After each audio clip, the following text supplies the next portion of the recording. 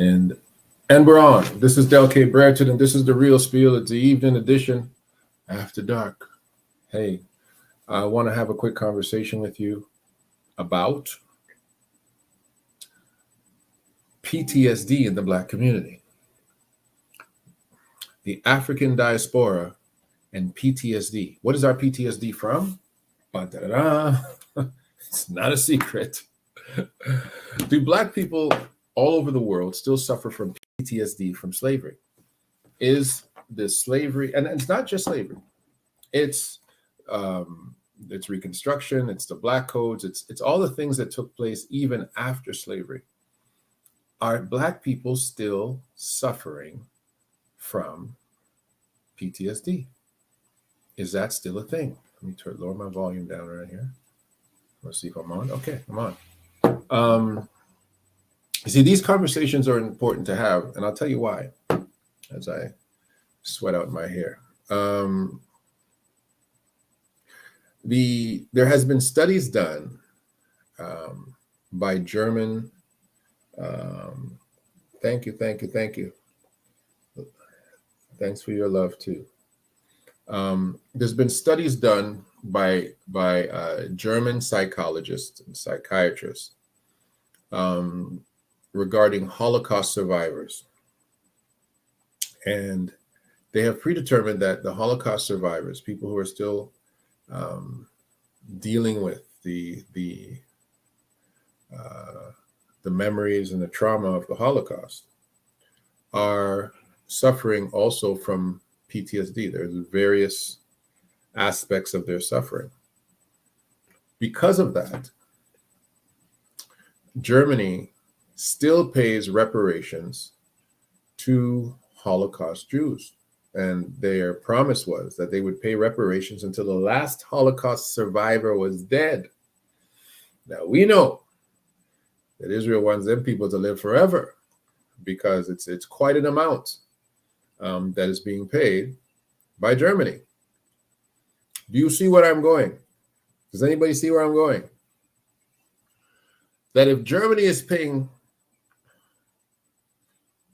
reparations, I ain't gonna mess with that word. Reparations. You guys can Google this. I'm trying to manage my Caribbeanness for some of you because I'm here sitting under the auspices of an eagle and a star-spangled banner, so I have to talk in my different twang for all of you. So y'all say y'all, we say all of you. That's how us Caribbean people talk. Anyway, but when we get down to the nitty-gritty, it would not take a first year psychiatry student to examine the Black community. Nowhere needs to be looked other than America. You don't have to look anywhere else. And you have to be blind in one eye and cockeyed in the other, cockeyed and blind, to not see the truest evidence of PTSD to a nation. Can I break some of it down? Is there any other nation not embroiled in a civil war for the control of its country that has more venom for its own people than Black people in the West? Our staggering statistical evidence of our absolute psychological conditioning to have great disdain for each other can be experienced and put on full display in no place else more specifically than in our music. That when you listen to the music and when you see the incredible rate that Black men and now Black women are starting to kill each other, are starting to make it a literal sport of extinguishing each other's lives in some of the urban areas of America. What else do you need? Who writes music that is more abusive and predatory and targets their own people like us? Music that all of us are singing, music that's catchy, where the theme, I would say 80% the dominant theme of most of hip hop and mumble music that y'all like right now, and that trap music, most of that stuff is about killing somebody. It is. I play these games sometimes with my daughters in the car, and I say, you know what? You can play this song until there's a cuss word or they talk about killing somebody in the Black community. And I said most of the time, I say, your music won't last 30 seconds in my car. We play that game all the time, right? And you can hear, and I should have done a better job of that. I should have had a list, but I don't need to, because I don't need to prove this point. I should have had a list of the music, the popular music that women and men are singing towards each other, talking about, I'm going to take your man. And that's not the word they're using. I'm going to take your woman. I'm going to kill you. That woman ain't worth nothing. That man ain't worth nothing. You're giving up sex easy. Like, our music is so vile. It's vile. It's really, it's vile. And we are immune. You can now, today, sit down in your grandmama's house and play rap music with all the swear words, and she's gonna keep watching her show. You can put it on in the car. You can put it on at her birthday, her anniversary. You can play derogatory lyrics. Everybody is immune now. Nobody even hears it no more. Little children, 4 years old and up, playing derogatory music. The parents play it. The kids listen to it. We don't even think about, most of us don't even think about monitoring it. I do. But at the same time, they don't care. They're going to play it in their headphones. You're not even going to know. Music has changed. This wasn't always the case. John Coltrane didn't talk about, killer, his music was transcendent. But that, and the thing is, hello, thank you very much for that, Spicy Girl 11, Adrian Prater and Golden Gold, and The Life of Abria. Good, thank you very much for everybody. Come on, listen. The PTSD can be found in so many places. I mean, the easiest target, of course, is our capacity to extinguish each other in our urban populations. But this is my caveat for that any people who live together, those people will have nobody else to murder but their own people. So if Black people are living amongst Black people, and somebody is going to get murdered, most likely it's a Black person who will be murdering another Black person, right? Because they live together. So these Black on Black statistics, they don't keep track of white on white statistics. They don't keep track of them, right? They don't keep track of them. They just call it murder. But when we kill each other, it's Black on Black crime. It's terrible. It's taken over, right? They didn't talk about white on white crime in World War I, World War II. They didn't talk about all that. But the War of 1812. They didn't talk about all that. They didn't talk about the civil rights. The American Revolution. That was white on white crime. All that white on white crime. They didn't talk about that. But when it comes to us in our urban populations, we do a very good job of continuing the narrative to that we are dangerous to each other. And even if you reject the overarching narrative, many of you are still not going to the hood in your own cities. You're not going down there and hanging out and saying, this Black on Black crime thing doesn't exist. And you ain't going to go stand up. You ain't going to stand up in East Detroit and smoke a cigarette with a $100 watch and a gold chain and a fistful of money. You ain't going to do it. Yeah, I ain't gonna do it. So you still know there is some truth to the areas of conversations about Black people being dangerous to each other.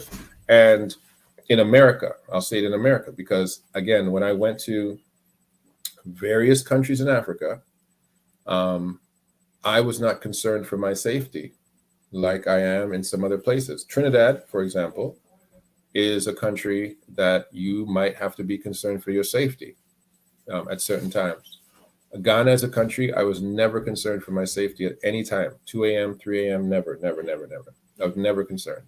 It is not a country that you have to worry about your personal safety, because the macro culture of the country is not to be predatory towards each other just because, right? There has to be a real reason. And I took Ubers all over Ghana. I wasn't in a car in my own private vehicle or anything like that, or in a private car somebody else was driving. Took Uber all over. So speaking to PTSD, there's something about a person who has been traumatized that causes them to lash out at their own. That is trauma.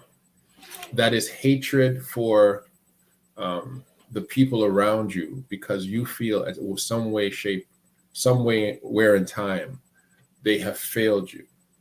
And so now you have developed with this complex, with this predilection to hate, to distrust, to antagonize, to target your own people.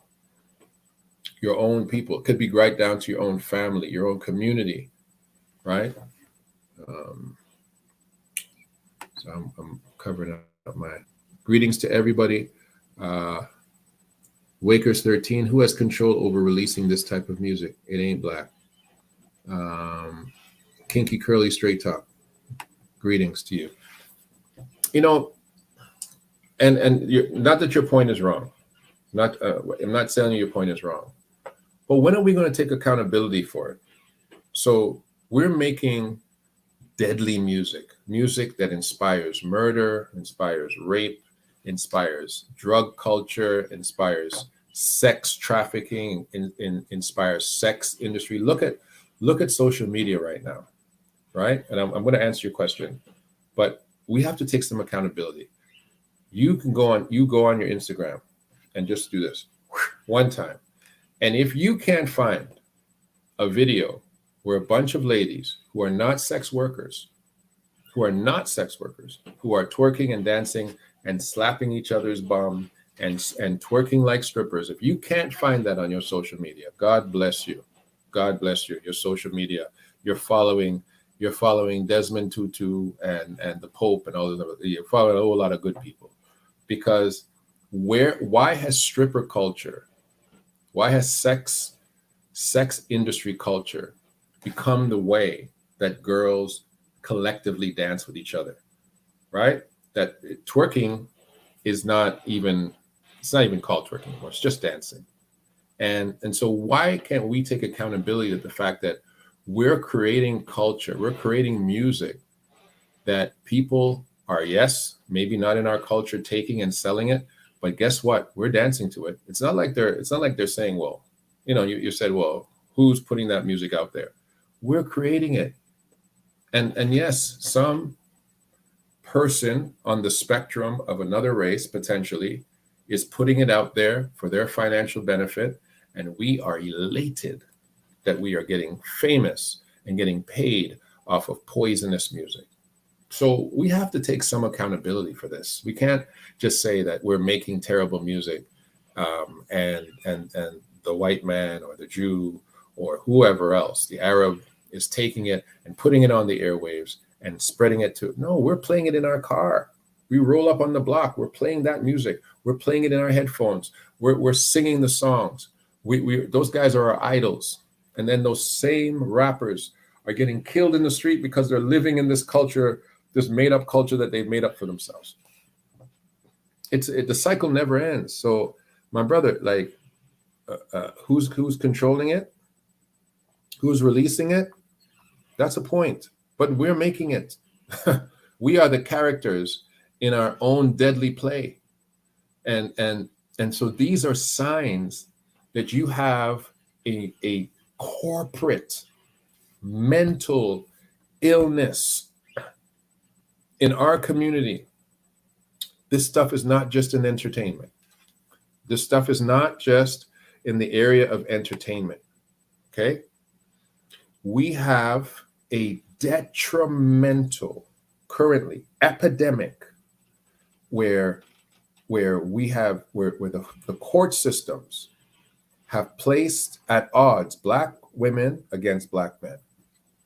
The family court systems of North America have created enemies. The lawyers, from the lawyers to the law, to the courts, to the judges, have created an adversarial relationship in our families, where Black women are saying, I can get more money from this guy even if I leave.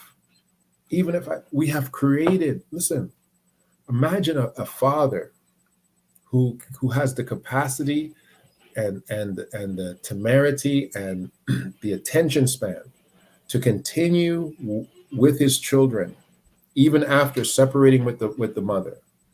And court systems are so animated to force this gentleman to pay sums that they have created. They have forced him to take money out of his pocket to pay a lawyer to fight a woman that he's had children with, in order to force him to pay,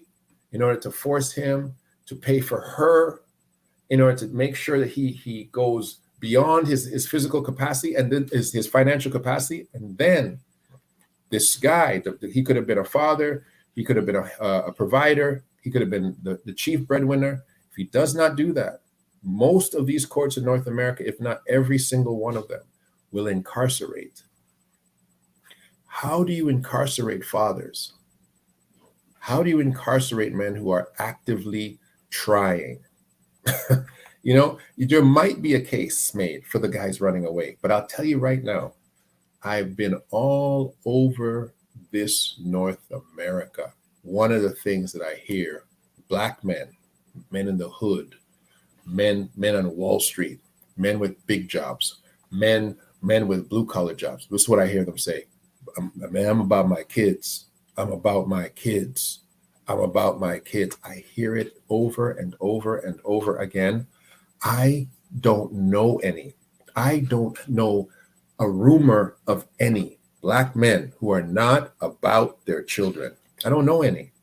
And so you're telling me that on top of a private prison system that is motivated to put Black men in jail, on top of having a macro voting system that entices Black men to be arrested with a felony charge so that they can come out and not be able to vote, on top of the lack of economic opportunities that would cause Black men to commit some forms of crime, to be incarcerated, on top of all the reasons Black men can get incarcerated, you're going to throw in there, on top of it, to the guys who are not committing any crimes, what you're going to throw in. If you haven't paid enough child support, we're going to put you in jail too. If you haven't given her enough child support, we're going to put you in jail too. If you're not giving enough spousal, we're going to put you in jail. In jail.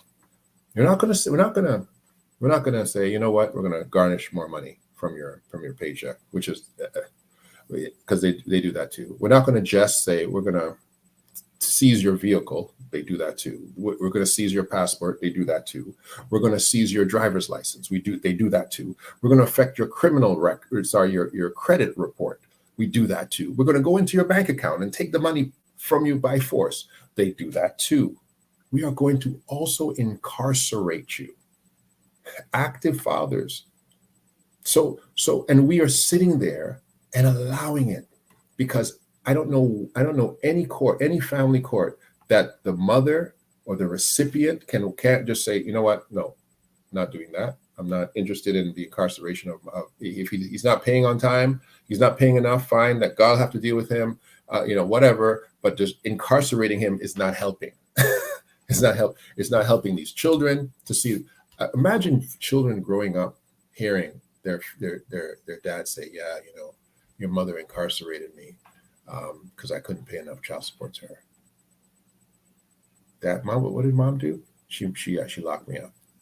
Then when that guy goes to jail, what does he have to do? Fight for his damn life. Might have to kill somebody, fight somebody, actually commit a crime in jail, sodomized in jail, whatever, because he's in a private prison system of a bunch of individuals who've been PTSD conditioned to hate each other, and now they're behind a cage. So now he's behind with the most toughest, roughest, because when you get child support incarceration, they don't put you in child support jail. They put you in the penitentiary with murderers and killers and gangs. And so now that system is pushing Black men into prisons under the auspices of, well, you got to take care of your responsibilities. And I'm telling you, please search it out for yourself, that most brothers are involved with their children. They're coaching them. They're driving them to school. They're picking them up. They're checking their homework. They're going to parent-teacher meetings. They're doing the most with their children. You can't tell me. I don't know any Black men who are not involved with their children. This is not back in the day where a guy's going to have all these. I know I met somebody actually in the weekend. 23 kids this man has. 23 children. Didn't ask how many mothers. All the children are close. They all relate with daddy. 23 kids. He's an older man. 23 children. And he says every one of them is close. Every one of them is close. They all know each other. They all talk. They all love their father. So listen, we have to stop creating or allowing systems to target Black men. We have to stop creating art forms that target Black women. We have to draw the line somewhere. Useful excuse for legal. Yeah, it's a useful excuse for legal slavery. I know Masego. He's a great artist. That's music that I would rather listen to than the current music that we're trying to push now. But trust me, Masego, I love him. I love Afrobeats music. I love Burna Boy, Wizkid, and the rest. But let me tell you something. They're listening to City Girls. They're listening to other stuff. They're listening to things that the bad beat music. You know, I feel like a bad beat today. I'm gonna listen to some bad beat. And is it catchy? Absolutely. Do these girls make good music that you want to dance to and you want to repeat? Girls are players too. They make TikToks out of it. We are creating. Listen, we're artful. We are creatives. Black people are creatives, right? You've seen the old things about, you know, Luther Vandross singing the ABCs. Like he could sing the ABCs and that would be a hit. We are creative. The problem is, and it's demonic and Luciferian when you use your creativeness for evil and wickedness. It's Luciferian. It's absolutely Luciferian. It's like a surgeon who has the capacity to operate so delicately on the human heart, but he's also Jack the Ripper, and he's going around cutting up people and taking their hearts out, looking at it because he's just inquiring, he's just curious, right? He's got skills to kill, and he's got skills to save, and that's what we are. We're the people that have so much. We have so much gifts, so much talent that we can do it differently if we really wanted to, but we choose the most destructive of ways. And I have to conclude that it's a mental illness. Because why? Why, as a father, would I sit in my household and create music that my children couldn't listen to? Why? Why would I look at my beautiful daughters and create music that men would imagine having brutal, animalistic sex with my child or my wife or my cousins or my mother? Why are we creating this culture? Why? I come to the conclusion. It's PTSD. And it must be because we are the only ones who do it. And the others who even come close to it are just copying our art form. They're just taking our art form and they're reproducing it for their consumption. But it's coming from us. So we have to conclude. This is the hardest thing to tell a man, right? Women have told me this in the past, and I've always rejected it. and none of them are wrong. But they said, "Oh, you need to heal." Get out of here with this need to heal stuff. You need to heal. You need to heal. But as a people, we do need to heal. It's hard to tell a black man, "Hey, go to a psychiatrist, sit down, have somebody speak to you, talk about your anger issues, talk about why you want to lash out. Why are you always targeting this and doing that? Why do you think this way?" Because something's broken inside and needs to be fixed, needs to be addressed. And listen, and I hear you, Bayongo. You said brainwashing is all around. The question is, have we already been brainwashed and we don't have to be anymore? It's one thing to say, "Oh, this person's being brainwashed. This person's being brainwashed." But if the conditioning has already been done, and now you can take your hands off the steering wheel, and the car will just drive where you want it to drive. Are we being brainwashed, or have we been so negatively affected by our past that our current circumstance is a manifestation of a corporate psychological disease that we share collectively together, collectively? And we have precedent for it because the Jewish community has done studies of themselves and said, we have it too. And so if that 6 million had it, if that 6 million people were affected by it, what about the hundreds of millions and their descendants? Because many of you are like, "Oh, there wasn't 100 million slaves." A lot of these new revisionists now said, "Oh, slavery, there wasn't 100 million slaves. There's only a couple of million slaves. There's only a couple of million blacks who were enslaved. You guys are going too far." There was hundreds of millions of black people who were taken in the Middle Passage, and half of those amounts died before they even arrived. And that's why they took so many, because they knew out of every two, one was going to die. No matter what they did, no matter how they brought them here, no matter how soft or how hard, no matter how rushed or how direct or indirect, half of them died in the Middle Passage. 50% of the cargo of every slave ship, 50% of them died. Do you know how fortunate you are for you to sit here, because you have ancestors who are buried under oceans, ancestors whose lineage never made it to Plymouth Rock. And you're telling me that I had to sit there and watch my ancestor die, watch my ancestor jump off, my uncle, my mother, jump off a boat, fight somebody and be killed brutally. I had to watch my wife be raped, my daughter be raped. I had to watch my husband be hung or be sexually sodomized or be lynched or have his genitals ripped apart. I had to watch the humiliation of my children not being able to go to this school, or my husband having to look down at the ground when he walked by a white man. I had to deal with the humiliation of being told, even when I was a star, I have to go through the back. I have to deal with the fact that I couldn't put my tippy toe in a pool of white people, or they would drain the whole pool because my one little toe went in. I have to go through a different area when it came to trying on. I couldn't try on clothes when I went. I had to just look at the clothes, hope it fit, and buy it and take it home. And I knew I couldn't return it because I was black. Come on. You're telling me that these people did not suffer from PTSD, and that all the things happening now in our urban areas, all the things happening now in the black community are not because of PTSD? You have to be crazy. There has to be something wrong with you to look at that and to say, "Oh, no, I don't think that, I don't see how that could have affected you now. That's so long ago. How on earth? You've had a black president. You've got a black vice president right now. You've got a woman in the White House. How can you people still say you've got PTSD?"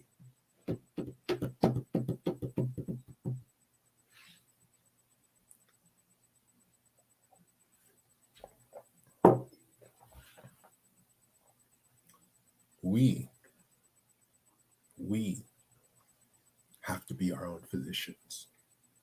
And as the Bible says, physician, heal thyself. Because I don't believe anyone is coming to sit down and to hold the hand of the Black community and say, we understand, we know, it's okay, cry, it's okay, we'll take care of you, I know, you're debilitated, I know, come on. Is that what they're doing? Go into the Black communities and the urban population, how many liquor stores are there? Packed with liquor stores. Throw drugs and guns into those communities, throwing them. Listen, when I say throwing them, they would drive into Black communities and just dump guns and walk away. Do you ever hear from your ancestors? I speak on behest of my ancestors. Every time I talk, my ancestors speak. Every time I talk, I'm talking the things of my mother, my father, my grandfather. Every time I talk, the Black community in America, especially when I go to areas like Michigan and stuff, my daddy used to say, Alabama and places where like brothers were raised by men. Man, my daddy used to say all the time. My granddaddy used to say people say that all the time. That's their ancestors speaking. We are the last echo of a great people speaking. And this is the question I have for you. If they could see us now and know what they gave in their lives for, know what they gave up for us, what would they say? Did they give up their lives so that we can all go and get BBLs? Did they give up their lives so we can all be bad bitches and be popping bottles in the club? Did they give up their lives so we could all be independent women? Did they give up our lives so we can say, yo, I don't love nobody, I don't love no chick, I'm about myself? Did they give up their lives so that we could just throw our Black families into foster care and eliminate, the father in the home? Did they give up our lives so that we can incarcerate our Black men, with the assisting governments to incarcerate Black men? Say, oh, I'm not a snitch. How are you not going to be? How are you anti-snitch culture? But you will go to court to make sure your baby's father is under the thumb of a court system. When I hear Black women say, I didn't take my father to court, I always look at those women and be like, that was a good woman that guy lost right there. That was a good woman that guy lost. I didn't take my kid's father to court because I figured if he wanted to be part of the kid's life, he will. And if he's going to give me something, he will. But, I'm not going to go to court to force a man to give me anything. I said, that guy lost a good woman right there. Because brothers right now are serving time more than whatchamacallit, more than drug charges for child support. Time. They're serving time on committal warrants. You know what a committal warrant is? A committal warrant is they put you in jail and say, listen, when you got the money, you can come out. There's no time. You can't work off the time. It's a committal warrant. 50 grand, 100 grand, doesn't matter why. Doesn't matter. You got to pay that money to get out. They don't care who you are. Before they put you in jail for that committal warrant, they've already been garnishing your money at work. They've already been taking your driver's license. You've already been handicapped greatly economically as a man. But then they come to incarcerate you. They can incarcerate you if you're still paying, but if you're not paying enough. In North America, you can go bankrupt 2 or 3 times. You can run up $1 million and go bankrupt 2 or 3 times, baby. But if you don't pay money to that low economic situation, they don't care how much money your ex-spouse makes. She could be a millionaire. You still have to pay. Remember this. This is not about her economic circumstance. This is about a responsibility that has been arbitrarily put on you. She could be handling that household wonderfully. Doesn't matter. They have predetermined that your responsibility is to pay this X amount. They have not said, well, we see that you haven't shown up to see your children in 3 months. They have not said you don't go to parent-teacher interviews. You don't call. No, it's not about that. You don't have to call. You don't have to coach. You don't have to show up. But you sure as hell better pay that money. And we are criminalizing men for an arbitrary court system that has determined that this is the amount of money that we deem for you to be considered to be a good father. And we are participating in that. You are participating in everything that is detrimental to the Black community. We are participating in it. We are participants. We are not victims anymore. If we are still participating with the same things that have created the PTSD, you can't even blame the white man anymore. Because now this whole thing runs by itself. We need to, as a community, stop, hold hands and say, stop. I need to stop. I need to stop. Have you ever been so obsessed for something that you needed somebody to stop you to do it? I take this thing away from me. You got to take this away from me. Please take the phone. If you don't take the phone, I'm going to call her. If you don't take the phone, I'm going to call him. Please, I can't get it out of my head. This is where we are as a people. But we have considered it somehow entertainment. We've glorified the things that have destroyed us. And it's interesting. We have lost our connection for a while, but I see it coming back. I hope it's coming back. It's true, we have no friends. I truly understand this now. And the hard part about something that is psychological, that is mass psychological, it has affected you for so long. You don't have the capacity to unlearn it. How do you unlearn an accent? Let me use that as an example. Somebody says to you, "Wow, man, I love your accent." No, what accent? I don't have an accent. No, you sound like, oh, I didn't even know I had an accent, right? Because you speak like that. If you grew up in a certain place in the world, certain place in America, you speak a certain way. Everybody speaks like you, so you don't think you have an accent. I pick you up, I move you somewhere else, and you start talking. People say, "Hey, you got an accent." How do I untrain you from speaking an accent that you didn't even know you spoke? This is the PTSD that we have. We have behaviors that are so natural to us that we don't even realize those are not normal behaviors, bro. Those are not normal behaviors. What you're doing is not normal. Really? The only way you know that your behavior is abnormal is to put you amongst individuals who are acting normal and they can look at you and say, "Hey, why are you doing that?" What do you mean, why am I doing that? We don't do that. We don't do that. Why not? Because that's not done. Bro, that's what I do. No. That's not done. And so how do we do that on a macro scale? How do we retrain ourselves out of liking to hurt each other, liking to speak ill of each other?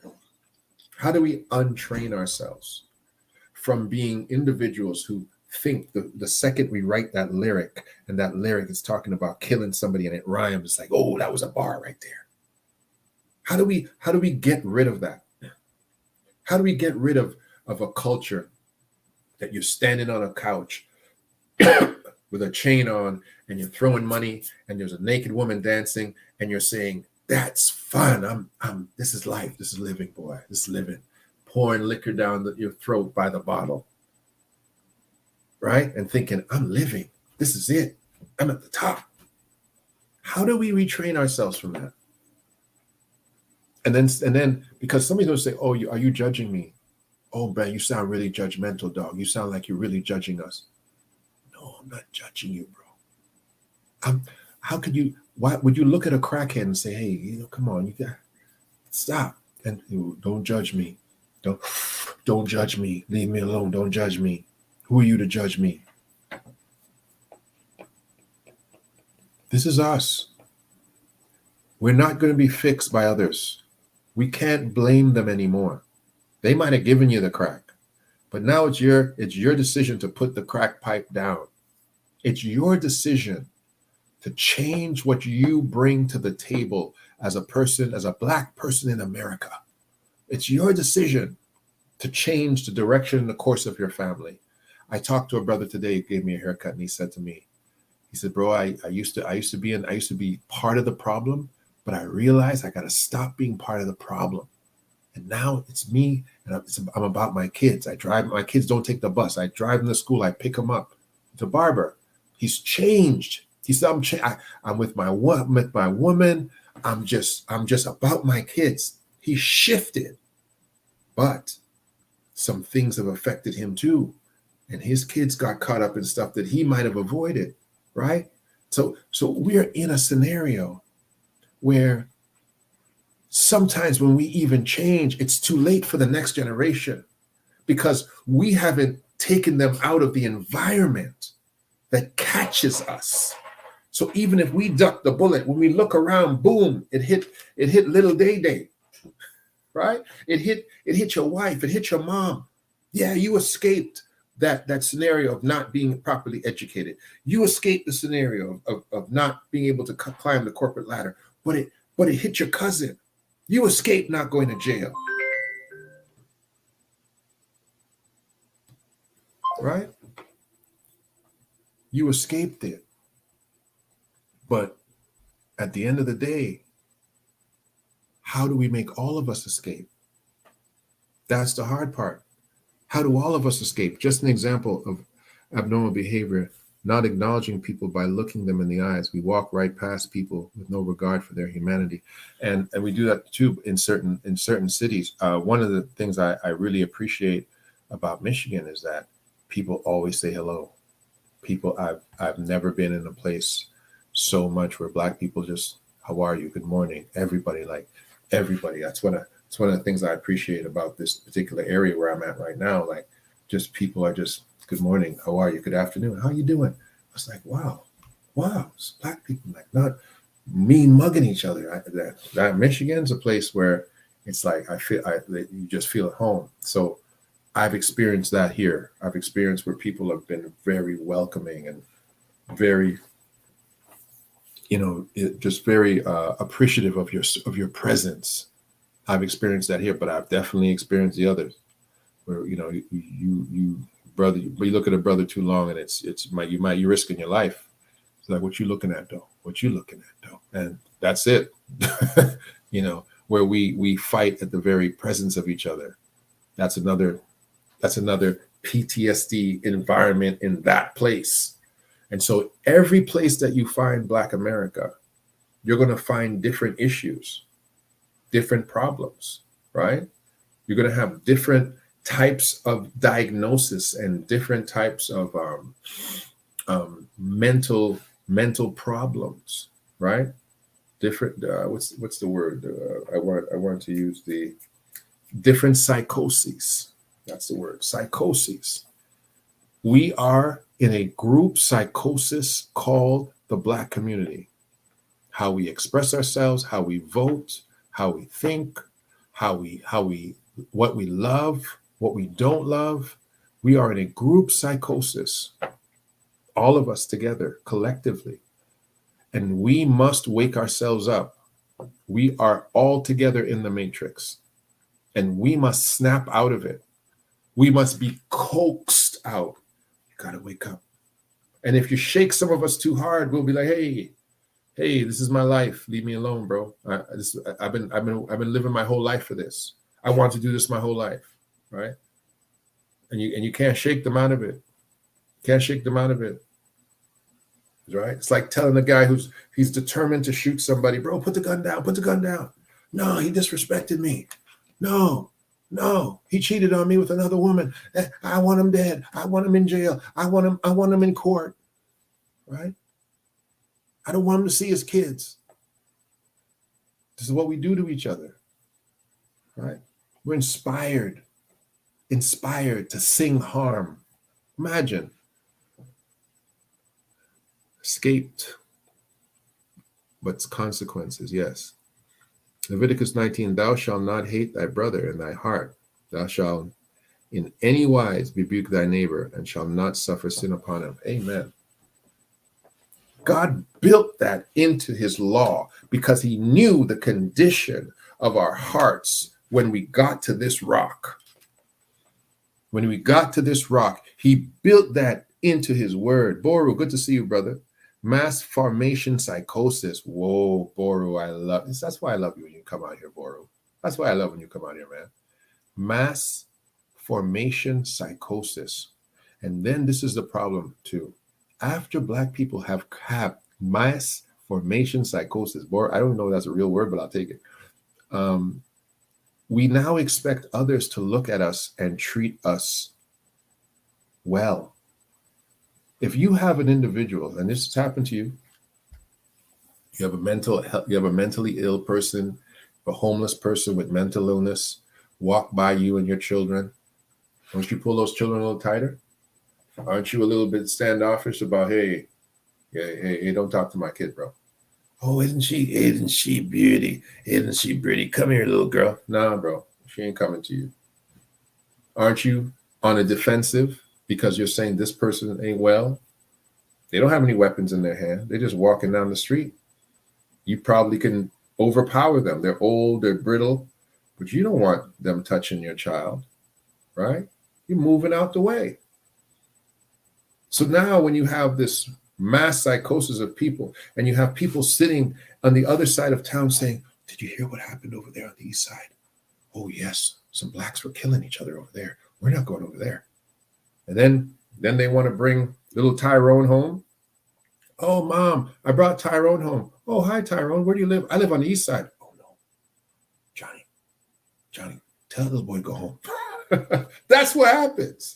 Tell that little boy to go home. Why you bring that little boy over here? Mom, but he's my friend. You don't bring him back here. Why? Because she's affected by the mass psychosis of your people to the point where she's like, wait a minute. I don't want you exposed to that. I don't want my family mixed up in that. Right? And we like, oh, they're racist. They're protecting themselves from your problems. We all do it. And so there's a point here where we say we know where it came from. We know who did it. But guess what they're not doing? They're not fixing it. They're not sitting you down and helping you through it. So you got to do it yourself. You got to do it yourself as a people. You got to do it yourself. Little by little, you've got to refuse certain things, right? You have children. I hope that you don't have that dirty music playing in the doggone car with your little babies when they're impressionable. And they post up on Instagram where the little Black kids cussing and being sassy. Listen to me. We have to train them. The Bible says, train up a child in the way they shall go. And when they are old, they shall not depart from it. They might act up when they're young, but when they are old, they shall not depart from it. This process, people must take their own accountability. I have a brother, good friend of mine in Toronto, doesn't drink any alcohol. I said, why don't you drink? Man, I see, and my cousins, my brothers, they all drink. They're all drunk. They get drunk all the time. I don't like it. I don't like watching it, so I just never drank. I said, oh, okay. He's doing something for the next gen. He's making sure. He says, you know what? It's got to stop with me. I can't force them to stop, but me, I can say, yeah, not with me. We ain't gonna have that in here. Brother I was talking to today said, listen, my son walk in the house with a $200 pair of tennis shoes and ain't got no job. Oh, I'm gonna take them off his feet and burn them, because I know where he got them from. He didn't get, how you get a $200 pair of tennis shoes? Where them tennis shoes come from? You ain't got no job. You ain't working nowhere. Man, you better take them off your feet right now. Man in the house. Man in the house. You better take them shoes off your feet. You don't come in here. I don't know what you're doing out there, but you ain't going to bring it in here. Man in the house. Right? Boru's back, boy. It's real for reals. What happened, Boru? Long time. Yeah, we haven't seen Boru in forever. Those Deuteronomy 28 curses. Woof. Until people return his ways of righteousness. Listen, that's why I'm trying to organize a chapter called, if you guys went and looked at my live today, Righteous Hebrews in Christ. because there is a call for the righteous Hebrew. And when I say the righteous Hebrew in Christ, it is those people who have determined themselves to be strangers to this world, but to be part of the commonwealth and the family of God, right? The word Hebrew simply meant stranger. And Abram was a righteous Hebrew. He was a righteous stranger who was connected to God. And the righteous Hebrew in Christ, we have to have that conversation. We can bring that up later. I'm going to talk about that all the time and see if somebody is willing in the Michigan area to put up, give us a little space to have that first meeting for that. But this is where we are, 50 minutes into this. I'm about to just let you guys go. But I need us to think about the fact that there is a commonality amongst the Black community, right, in America. And when these commonalities exist, trust me, they spill out into other communities. They spill out. They absolutely spill out into other communities. But we have to become a culture that recultures other cultures. Because if we can culture you into hip hop, if we can culture you into trap music, if we can culture you into derogatory terms towards our females, if we can culture you into a family law system where Black women are coming for Black men, where the Black family is under siege, if we can culture you into Black criminality and expecting us to be criminals, expecting us to be thugs, expecting us to be bad bees, if we can culture you into all that, we can culture you out of it. That's not who we are anymore. That's not what we do anymore. Oh, no, we don't do that here. No, that's not done here. No. My ex-husband, he's right over there. He's dealing with his children. We weren't able to get along, but we co-parent and we do a good job of it. And I'm not going to say anything negative about him. Oh, no. I won't be putting him in the court system because we don't do that. The way that the Black community is so anti-snitch. We don't snitch. There's no snitch. But as the second some of these women, not all of you, some of you, get a chance to take that Black man to court for child support, that snitching law is gone, bro. Y'all become, oh yeah, I know, and he's making money. He's over there at the barbershop, and he got a second job down there bouncing in the club. And oh yeah, I know that his grandma's going to die real soon. He's going to get an inheritance. Y'all become snitches very quick. Al Katani, the Spice Man, brother, good to see you. God bless you. Thank you for the $10 that you have thrown into the treasure chest, the war chest. Al Katani, I'm here in the United States of A, and we are trying to put some things together, brother. It's so good to have you back. So good to have you back, taking care of everything with us. Al Katani, the Spice Man, he's that man. Go on my community page and check him out. Them spices. Al Katani, I need some curry because I came out here to Michigan and ain't no curry out here, bro. I'm looking in the store. I can't find curry. I find turmeric, but I ain't find any curry. Like, what's going on with you folks out here? There's no curry in the state of Michigan? Like, what's happening? Like, come on. No curry. I went to Ohio, no curry. I'm like, what's going on? I got to send for curry because I'm a Caribbean. I eat curry once a week. That stuff keep you young. Why do you think I'm 25 years old? I'm 75 and I'm 25 at the same time. 75 in my mind, and 25 in my attitude, and my chronological age is none of your doggone business. But I'm saying Al Katani, the Spice Man, is in the building. I love the fact that some of my old supporters are coming back around, and we need to do that. We need to reawaken this thing. You'll see that we have Shiloh Institute, shilohинstitute.org, theshilohинstitute.org. We're launching it September the 8th in the city of Cincinnati. Would love if you guys could come down September the 8th and 9th, the city of Cincinnati. That will be at Zion Global Ministries on September the 8th. Would love if you guys can come down because Shiloh is about to take over. Shiloh, the shilohinstitute.org. I appreciate you very much. Adi Al Katani, the Spice Man. Adonai Skincare is in Detroit, and I told her I would come and hang out with her, see her, but you got to message me, man. I don't know where you are. But Adonai Skincare is another one of our great supporters. Takes good care of us. And Muriel Yvonne, right? Another one of our members. Earth, Wind, Fire, Spirit are our members. And if you want to become a member, help the channel out. Please bless the channel. Even as my man Adi Al-Katani he always blesses the channel and adds to the war chest. He says, adds to the war chest. Walk with God in your mind and spirit. We live now in purgatory, and that purgatory is a place where we are stuck between and mentality that is heaven and a detrimental destiny that is hell. And I say it all the time that there is no place that the African is more prosperous than America. There's no place in the world that collectively you can do as much as you do here in America. The opportunity here compared to places like Canada, where I'm from originally, in my not ethnicity, but in my migration, there's no opportunities like there are in America. It's like one in 10,000. Okay, your opportunity for Black prosperity, platforms for Black people, unparalleled in the world. Africa doesn't compare. Anywhere in Africa doesn't compare. I don't care what country. America is the economic and bully pulpit platform for Black people, period, in the world.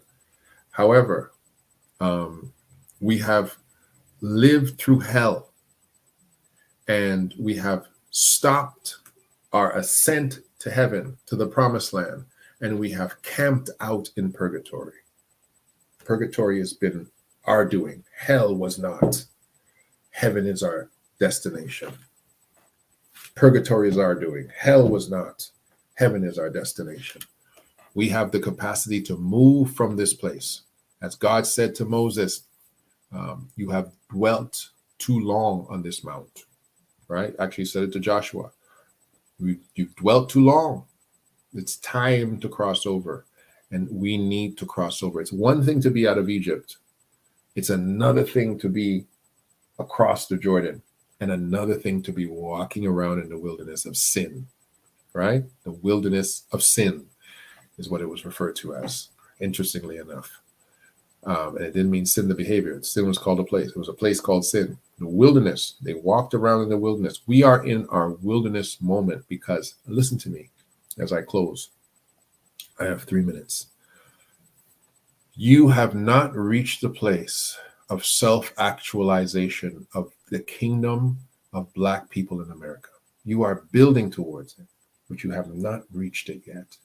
You must cross over and go into the place where you have rulership over your communities. Rulership over your communities. You must be in that place. You must be in that place in the microcosm where you live in a Black community of Black neighbors, with Black school trustees, with Black mayors, with Black ministers of well, your guys are your congressmen, right? You must do this.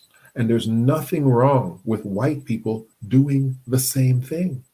This is what this country was built on. Some communities are communities where they say, this is how we think here, this is how we want to live, this is how we want to be, and we want to make sure that we have the right type of people sitting in political parties to recreate our scenario. There's nothing wrong with Japanese people saying, we want to live here together, do our thing, build life our way. This is what America was built for. So you go find your own communities, which you have already, and you say, in this community, we're not going to do that. We're not going to do that. If somebody moves a store into your community that you think is detrimental, you don't need another liquor store. In fact, you know what? We're going to have a meeting. Sir, we're going to need you to move your liquor store. It's just for your advice. We're not threatening you, but we will not buy anything here. We're going to put an embargo on you. We have too many liquor stores here. That they shouldn't have given you a license. We have too many. So we suggest you move. Or even before he gets there, you put it in with city council. We've decided there's enough liquor stores in our area. We're not going to have any more. You want to put a gas station here, you want to put a community center, you can do that, but you can't do this. We need that. We need that. right? We need to have the ability to self-actualize and rulership. We need certain states to be states that are essentially ruled by Black people. We have some things that they act like, Georgia might come close to that, right? They're kind of struggling with Texas. They should have had it already in Mississippi and other places like that, you know. But Tennessee, for example, another place, Black folks should be in strong positions in these places, right? Where you got the wrong type of leadership running around in Tennessee. These lawmakers, we talked about them. We talked about Justin Jones and Justin Pearson and these men who are so liberal minded that they are barking up the tree of things that are not beneficial to the corporate Black community. How can you sound like Martin Luther King and you're talking about nonsense? So we need to have different aspirations and aspirations of rulership. There's nothing wrong to say, I am going to be the governor of this community in respect to the way things run, the way things operate. Our people are going to run this. You see it all over the place, right? We see it all over the place. And when you see it in Maine or you see it in Vermont, you want to run up in there and say, oh, they're racist. No, they built their community the way they want it. Leave them alone. Leave them alone, right? They do it in Alaska. Go into the urban sections of where Black people have settled and you've got businesses and you have culture and you have all these wonderful things and fix them. Because the PTSD has come to affect us. And nobody wants a sick person in their neighborhood. We have to say, physician, heal ourselves. Luckily, thankfully, in the power of God, that we have enough great voices in our community to speak to us, to talk to us, to tell us, to communicate with us, to form us. Learn from them, adopt their mentalities, their ideologies, hold hands with them, go to their meetings, support them, cause their voices to be louder. If you agree with them, cause them to be amplified and do the things they do, say the things they say, live the way they live, if they're living right. Let's make a community that's better. All right. I went over my time 2 minutes. God bless you. This is Del K. Brereton. This is The Real Spiel. And we'll see you all tomorrow. If you do want to support the channel, please, I beg you, support the channel. Become a member. A member allows us to be able to do things because we can count on the things that you're doing. I fly now all over the U.S.